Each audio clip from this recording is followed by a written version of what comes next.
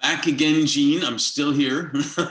Hey, Mark. um, hey, thanks again for being with us on Leaders Who Care. And as I say to everybody, this is probably one of my favorite um, topics with people, because influencers can come in a minute or a lifetime, and you never know. And can you share with us maybe two or three? I know there's probably a lot, but two or three people, whether you knew them or you didn't know them or whatnot, that have been influential in your life?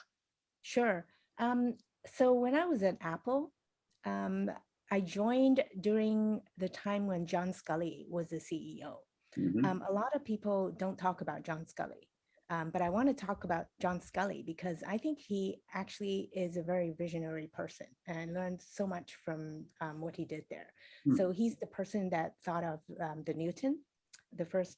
So people say Yeah, that's the grandfather of the iPhone.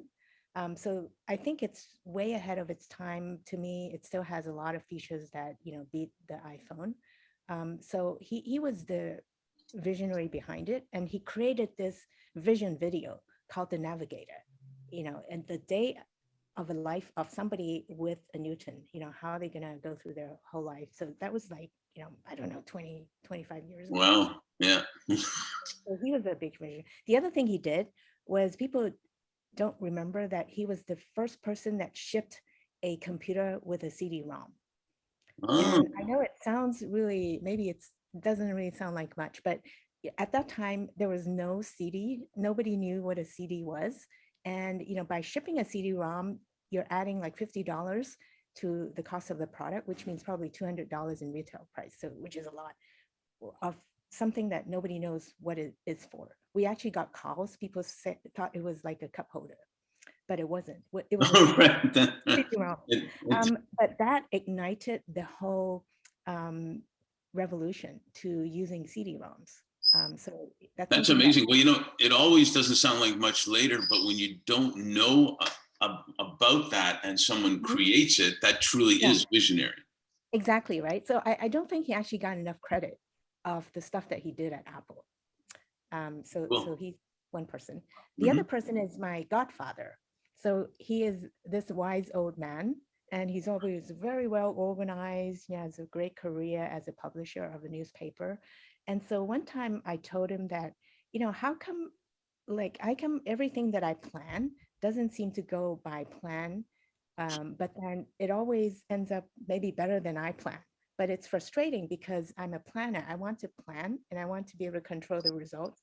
But how come the result always is better than what I plan? It doesn't really make sense. What a big, that's not a big problem. And he said, Gene, I know you like planning, just plan all you want, but just, forget about the results.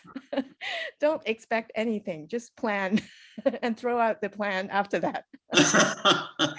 Well, plans, yeah, are never perfect, but I find that fascinating. He was upset that it went better than he planned. Yeah. I was upset that it went better than I planned because I always want to be in control of everything. I'm a Hmm. little bit of a control freak. But so it means that I did something wrong in the planning process. Ah, So okay. Well, it could have been worse. It could have done something wrong, and it didn't go as well as it should. So I would I take the know, better. I know. But That's he reminded me that actually at the end of the day, it doesn't matter. Don't stop planning because that's who you are. Just plan and then throw out your piece of paper out the window. sounds like a plan. Yeah, that sounds like a plan, right? Anybody else you want to share? Um, Well, the writer of The Diamond Cutter, I mean, that book really affected me because he was able to converge business and spirituality. So um, there was a chapter in the book. It's called 42 Business Problems and How to Resolve It.